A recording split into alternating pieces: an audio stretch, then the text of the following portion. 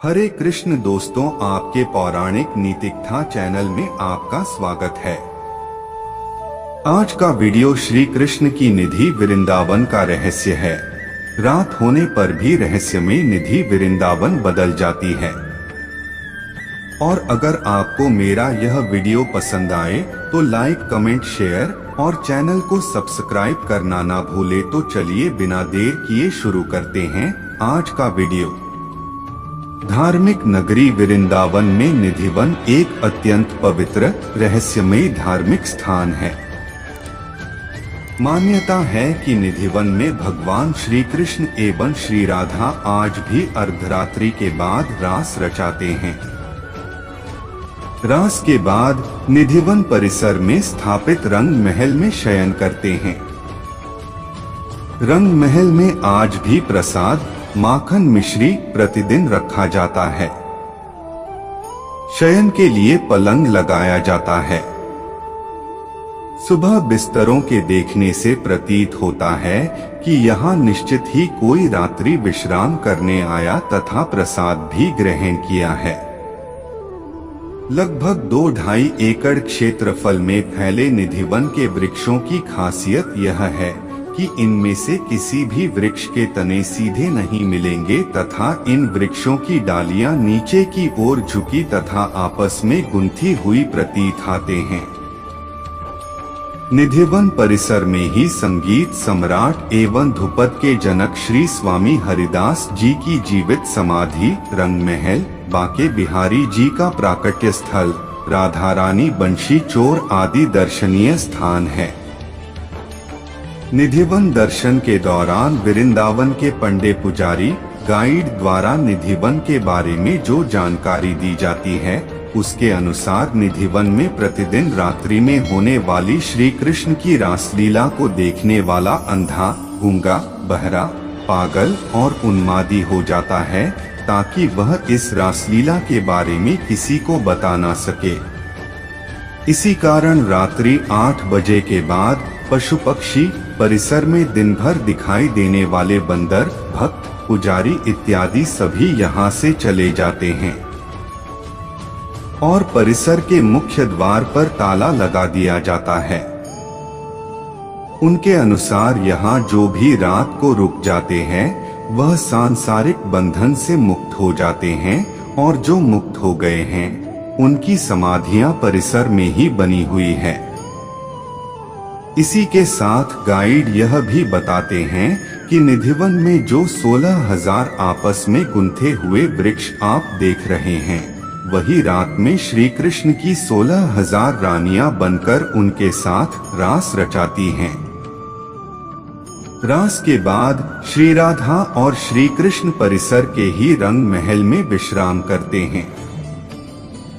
सुबह 5:30 बजे रंग महल का पट खुलने पर उनके लिए रखी दातून गीली मिलती है और सामान बिखरा हुआ मिलता है, जैसे कि रात को कोई पलंग पर विश्राम करके गया हो। वास्तु गुरु कुलदीप सालूजा बताते हैं कि सच तो यह है कि निधिवन का वास्तु ही कुछ ऐसा है जिसके कारण यह स्थान रहस्यमय सा लगता है और इस स्थिति का लाभ उठाते हुए अपने स्वार्थ के खातिर इस भ्रम तथा छल को फैलाने में वहां के पंडे, पुजारी और गाइड लगे हुए हैं, जबकि सच इस प्रकार है। अनियमित आकार के निधिवन के चारों तरफ पक्की चारदीवारी है। परिसर का मुख्य द्वार पश्चिम दिशा में है। परिसर का नैऋत्य कोण बढ़ा हुआ है और पूर्व दिशा तथा पूर्व ईशान कोण दबा हुआ है।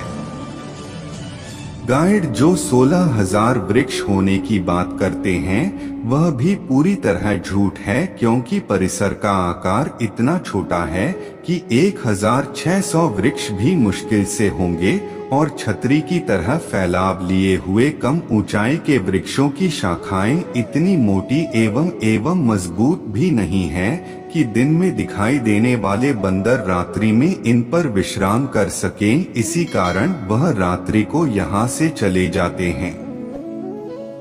इस परिसर की चारदीवारी लगभग 10 फीट ऊंची है और बाहर के चारों ओर रिहायशी इलाका है, जहां चारों ओर दो दो तीन तीन मंजिला ऊंचे मकान बने हुए हैं और इन घरों से निधिवन की चार दीवार के अंदर के भाग को साफ साफ देखा जा सकता है।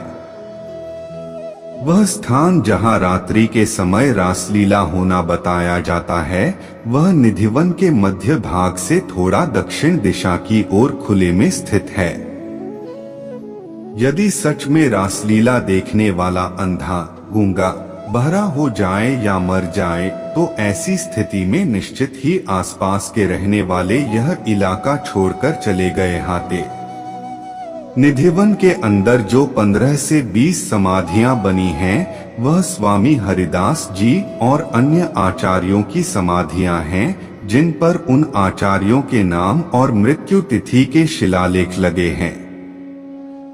इसका उल्लेख निधिवन में लगे उत्तर प्रदेश पर्यटन विभाग के शिलालेख पर भी किया गया है।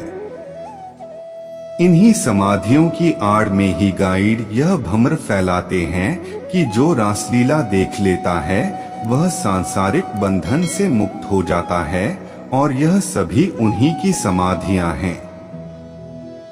रंगमहल के अंदर जो दातून गीली और सामान बिखरा हुआ मिलता है, यह भ्रम इस कारण फैला हुआ है कि रंग महल के नैऋत्य कोण में रंग महल के अनुपात में बड़े आकार का ललित कुंड है, जिसे विशाखा कुंड भी कहते हैं। जिस स्थान पर नैऋत्य कोण में यह स्थिति होती है, वहां इस प्रकार का भ्रम और छल आसानी से निर्मित हो जाता है।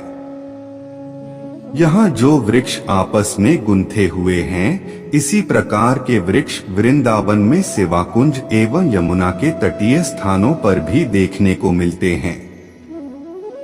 निधिवन के प्रसिद्ध होने के कारण कुलदीप सालूजा कहते हैं कि वास्तुशास्त्र के अनुसार किसी भी स्थान की प्रसिद्धि के लिए उसकी उत्तर दिशा में नीचाई होना आवश्यक होता है, और यदि इस नीचाई के साथ वहां पानी भी आ जाता है तो पानी प्रसिद्धि को बढ़ाने में बूस्टर की तरह काम करता है।